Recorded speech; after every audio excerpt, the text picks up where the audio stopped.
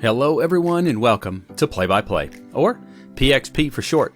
I'm your host, Jayme Yarroch, and this 2-minute drill is part 2 of the series on success habits. And today we're going to talk about the power of beginning with the end in mind. Are you ready to get started? Here we go.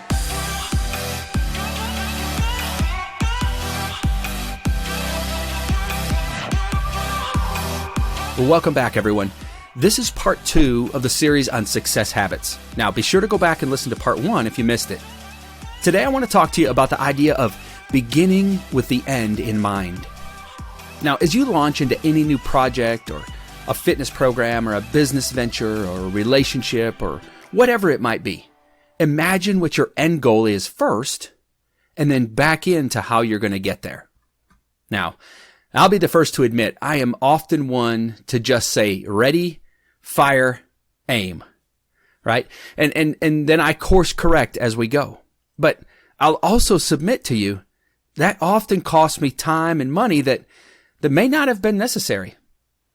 On the Myers-Briggs profile, I'm an INTJ, and part of that profile is being imaginative yet decisive.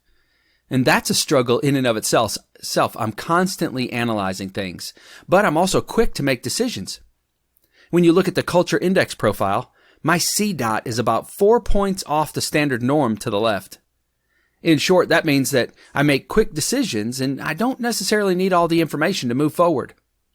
Now, you know the old saying, do as I say and not as I do? Well, that's probably a perfect time for me to mention that. Now, my personality type makes up only about 2% of the population, and while it definitely rocks in certain scenarios, don't be like me. I want to challenge you to see the end goal first, and then back into how you're going to get there. You know, there's a common saying that says, if you don't know where you're going, you're probably going to end up somewhere else. And the message there is, we need a roadmap. Now, I live in Sweet Home, Alabama, and if I wanted to travel to, I don't know, let's say Montana, I would never just jump in the car and just start driving. I would think I would probably head like northwest. I would end up, who knows where. I would eventually get to Montana, but wow, how much time would I waste along the way and how much money would I spend that I didn't need to? What's the best way to get there? Well, follow a map, of course. I find Montana, and then I connect the roads between Alabama and Montana, and I come up with the most efficient, fastest, shortest route. Why? Because I planned ahead. Let me give you an example. If I went to the bank and I asked them to borrow some money for a new startup business that I wanted to kick off, do you know one of the first things that they're going to ask me for, what they want to see? They want to see a business plan. They want to see a detailed roadmap of how I intend to make money in my new business.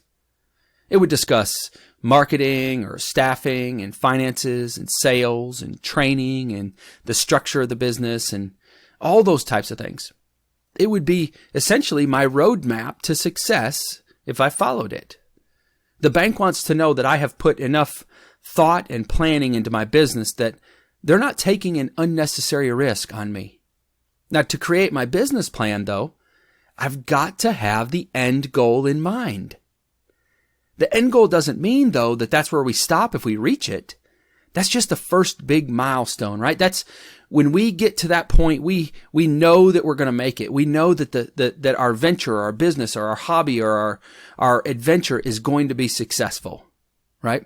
In my real estate business, my end goal for the year is to generate a certain number of transactions. Now, I came up with that number based on the amount of money that I want to earn. I take that amount of money that I want to earn and I divide that by the average commission that I would earn on each deal, right? That gives me the number of transactions that I have to complete in a year. And then I back that number into how many transactions I need to make for the month. I further calculate that into how many people I need to talk to or meet in order to generate that many transactions. And then I break that down by how many I need to meet per week and even all the way down to how many that I need to meet and talk to per day. Look, it's just math. But now when I start my day, I know what I must get accomplished before I lay my head down at night in order to stay on track with my goal.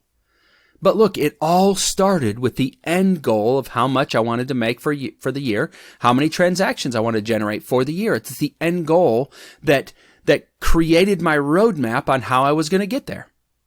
Look, the same thing goes for your next adventure. I don't know what you have up your sleeve. Maybe it's a new business, or maybe it's a relationship with your future someone. Maybe it's a career move. Maybe it's mastering a new hobby.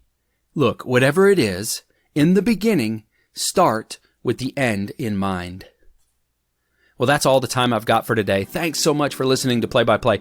Don't forget to go back and listen to part 1 of the series. And if you enjoyed the podcast, share it with your circle. You know I've said so many times that we are a reflection of our 5 closest friends. And if you like the podcast, chances are they'll like it too.